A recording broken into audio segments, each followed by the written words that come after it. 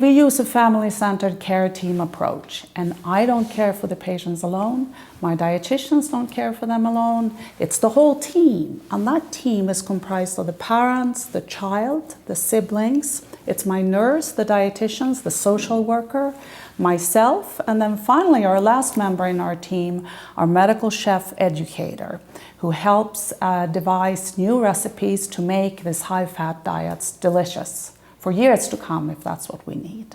About 3 years ago, we had the opportunity because a new floor was built in the hospital, and I have always wanted a kitchen. I thought that was essential for teaching parents before they left the hospital, this is how you cook this food. And we went to administration and asked them for the space to build a ketogenic diet kitchen. And my patient offered to contribute half of the funding. And administration said yes. And 2 years later, the kitchen was built and opened. And we've had it open for 2 years, and it's become the center for our program.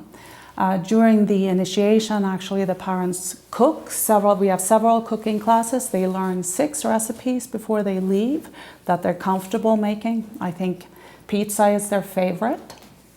And then we have cooking classes for our outpatients on a regular basis.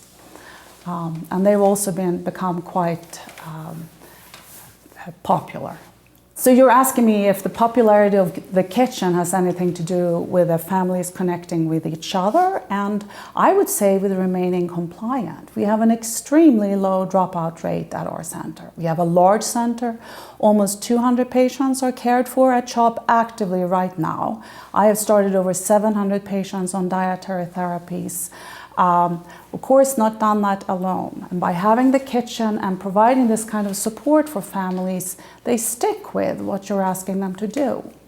We looked at our last 200 patients, and we had 4 that had dropped out before 3 months.